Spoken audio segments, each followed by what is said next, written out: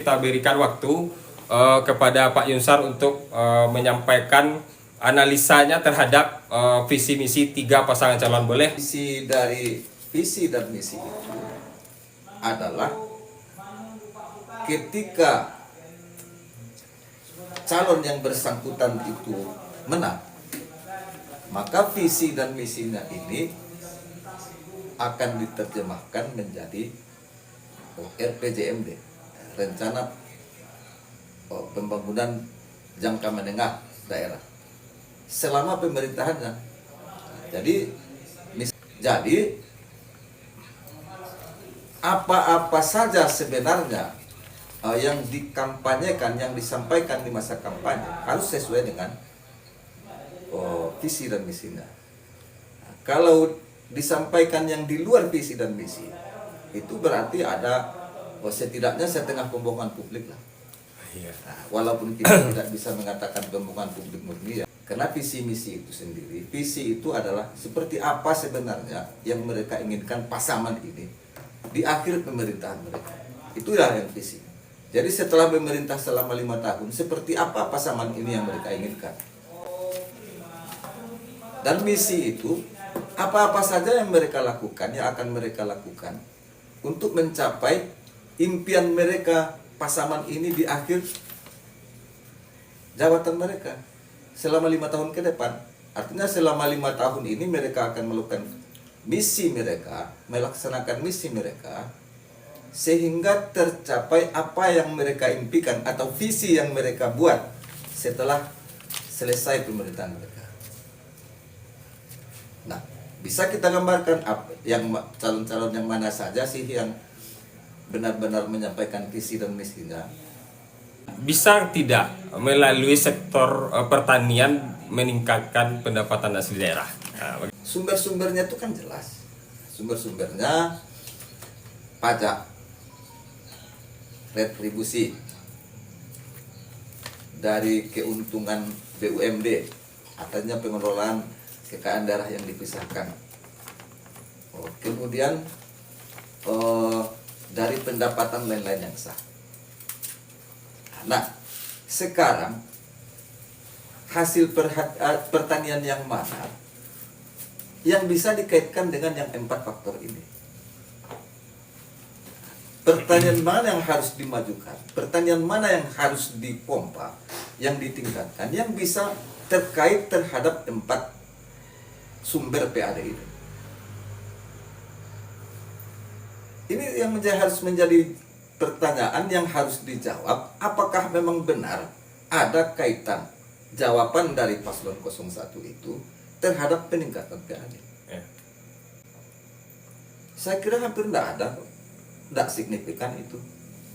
Kalau kita berbicara hilirisasi, ya gimana ya? Kalau hilirisasi itu kan sudah mendirikan pabrik pengolahan bahan mentah menjadi bahan setengah mentah menjadi bahan jadi dan lain-lain sebagainya.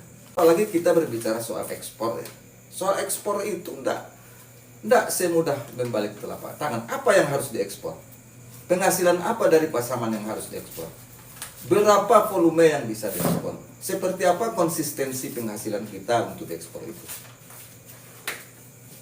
Apa yang harus diekspor? Itu pertanyaan pada kopi misalnya.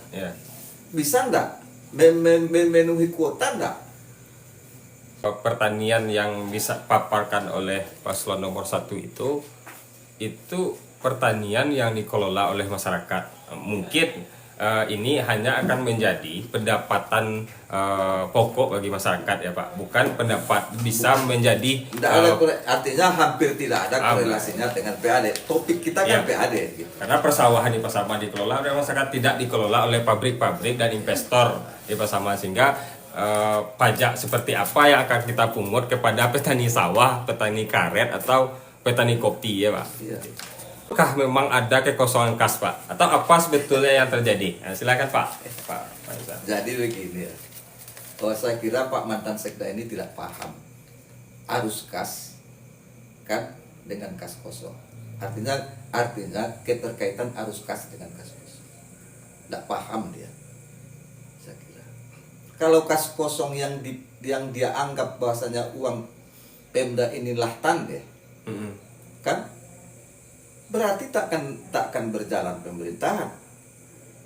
Gaji akan tidak terbayarkan, proyek tidak jalan, DPRD reses tidak bisa. Ini berjalan baik kok. Kan tidak pernah ada stagnan pemerintahan di Kabupaten Pasaman. Selama bupatinya, ya selama bupati ada lah.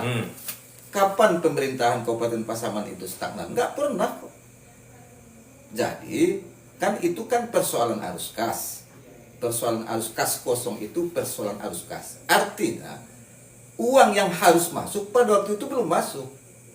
Sebenarnya itu kan sudah dijelaskan oleh Pak Kepala Badan Keuangan Daerah itu tanggal 20 Desember nggak salah saya, tahun 2023, bahwasanya kas kosong yang terjadi itu adalah karena keterlambatan pemerintah pusat mengirimkan dana yang kewajiban mereka terhadap pemerintah daerah Kabupaten Pasaman. Itu persoalannya. Jadi waktu bayar, ini kan arus kas ini, waktu bayar uang yang ada dibayarkan, karena dianggap bahwasanya pada tanggal tertentu dana dari pusat kan sudah masuk, tapi ternyata dana dari pusat itu tidak masuk. Dana dari pusat itu tidak masuk. Ada 82 miliar itu menurut keterangan Pak Teguh ya. Ada 82 miliar dana dari pusat itu yang harus masuk pada saat itu, tapi ternyata tidak masuk. Setelah itu masuk ya selesai. Nah, jadi isu apa sih yang mau dibangun dengan kas kosong ini? Mau membodoh-bodohi rakyat? Ya, calon kepala daerah janganlah membodoh-bodohi rakyat. Nggak usah lah seperti itu. Kas kosong yang digembar-gemborkan oleh 02 itu hoaxnya karena sebenarnya itu terjadi karena keterlambatan pemerintah pusat mengirimkan pengganti dana yang sudah terpakai ke kas daerah Kabupaten Pasaman. Itu yang menjadi masalah. Itu intinya. Setelah masuk ya selesai. Apa pasangan sesuai menjadikan pariwisata sebagai skala prioritas? Pasaman itu kita lihat secara demografi. Kita harus lihat dulu Pasaman secara keseluruhan. Apa sih yang terkandung di Pasaman? Pasaman itu setiap sudutnya adalah hutan lindung. Itu salah satunya. Kenapa ada Pasaman tujuan wisata? Ingat, Pasaman tagline-nya bukan kota wisata, itu salah besar. Tapi tagline Pasaman itu adalah tujuan wisata. Kenapa tujuan wisata? Karena Pasaman itu berbatasan dengan Rokan Hulu, daerah Riau, dan juga berbatasan dengan Madinah, Panyabungan, dan Pasaman punya ekuator yang luar biasa. Itu salah satu contohnya, ya. Makanya ini harus dikelola, harus dimulai. Kalau kita tidak menjadikan ini program prioritas, ini saya sampaikan ya kepada para penggiat Pasaman, penggiat wisata di Pasaman, kalau tidak dijadikan wisata ini prioritas, maka UMKM yang lahir, ekonomi kreatif yang lahir karena pariwisata itu akan hilang sia-sia. Jadi ini memang harus dipertahankan kalau kita bicara pariwisata. Tapi ingat, jangan ketika kita membuat program prioritas pariwisata, kita berpikir program pertanian kita hilangkan, program perikanan tidak. Ini kan salah satunya program wisata. Sampaikan di sini ya, kita harus melihat nih, apalagi yang milenial, Gen Z, yang membangun ekonomi kreatif itu adalah Gen Z. Nah, ini perlu. Jadi keterwakilan hati suara Gen Z itu dibuktikan oleh pasangan sesuai dengan apa? Dengan salah satunya Pasaman tujuan wisata. Buktinya Puncak Koto Panjang. Siapa yang bisa membantah Puncak Koto Panjang hari ini yang dulunya notabene saya tahu dari awal, dari nol. Kita tahu bagaimana Puncak Koto Panjang itu. Jadi Puncak Koto Panjang itu sekarang bukan bangkit lagi, dia harus dilanjutkan. Itu salah satu contoh ya. Jadi berpikir misalnya nanti kan pariwisata Pasaman harus dibangkitkan, istilahnya Pasaman itu harus dilanjutkan untuk sekarang. Kenapa? Kalau bicara bangkit itu masih tahap awal ya. Sementara kita melihat ya bangkit itu langkah awal, tapi Pasaman tidak perlu memulai dari awal lagi. Sudah berjalan ya, jalurnya sudah tepat. Makanya dengan sesuai kita ingin meneruskan capaian yang sudah ada dan membawanya ke tingkat yang lebih untuk pasaman berkelanjutan. Jadi pariwisata ini sebenarnya miliknya generasi muda, miliknya kita Gen Z. Istilahnya kita sudah membuktikan di saat yang lain berbicara. Ya, saya ya kalau bicara saya ya kami lah ya, kami dengan tim salah satunya yang Puncak Koto Panjang untuk saat itu sudah jadi tagline luar biasa. Pengunjungnya bukan hanya dari daerah Pasaman, dari daerah Riau, dari daerah Sumatera Utara, itu hadir selalu. Jadi saya himbau, ini mari kita buka dengan wisata akan hadir ekonomi kreatif, entrepreneur nantinya ya untuk ini. Terus harapannya nanti ya di debat selanjutnya ini debatnya lebih lebih saling mengisi antara masing-masing paslon, memberikan pemikiran sumbangsihnya untuk Pasaman yang lebih baik ya sesuai dengan gagasan. Sekarang kan kita perlu pemimpin itu gagasan dan pelaksanaannya ya, gagasan yang dibuat dan dilanjutkan seperti itu.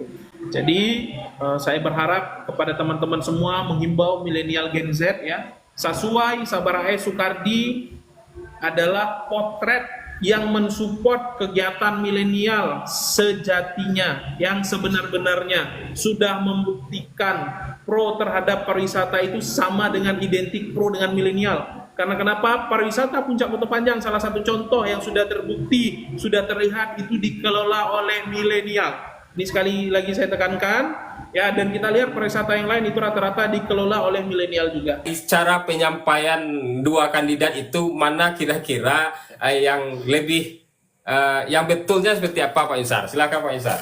BPJS itu yang pertama ya, ada dua macam itu setidaknya, dua macam. Satu yang dibayar oleh pemerintah, preminya. Ada BPJS Mandiri yang dibayar oleh orang yang bersangkutan. Lalu yang bermasalah itu sebenarnya mana? Kan itu pertanyaan. Ya. Yang mana? Tidak jelas. Artinya 02 itu tidak menjelaskan. Kalau yang bermasalah itu adalah BPJS Mandiri, ya kan? Itu harusnya dipertanyakan kepada yang bersangkutan, bukan kepada pemerintah, bukan kepada calon bupati. Tanyalah sama yang bersangkutan, kenapa kamu tidak bayar premi BPJS? Tidak penting BPJS kok. Yang paling penting itu hanya ada KTP-mu, ada KK-mu, berobat gratis. Berikan waktu kepada Pak Yusar untuk menyampaikan closing statement-nya. Baik, silakan Pak. Teman-teman, saudara-saudari semua, para penonton semuanya, demokrasi itu dari rakyat, oleh rakyat, dan untuk rakyat. Artinya, rakyatlah yang menghitam putihkan negeri ini. Ketika rakyat mau negeri ini baik, maka rakyat mesti bertanggung jawab memilih yang terbaik. Kalau memilih dengan pertimbangan-pertimbangan bukan yang terbaik, maka yang akan terjadi, yang akan kita dapatkan adalah berdasarkan pertimbangan itu. Jadi kalau ingin negeri ini baik, maka tanya hati nurani siapa yang terbaik di antara mereka ini, tanpa ada dikait-kaitkan dengan jasa, dikaitkan dengan hubungan lain-lain, dan itu sebab dan lain sebagainya.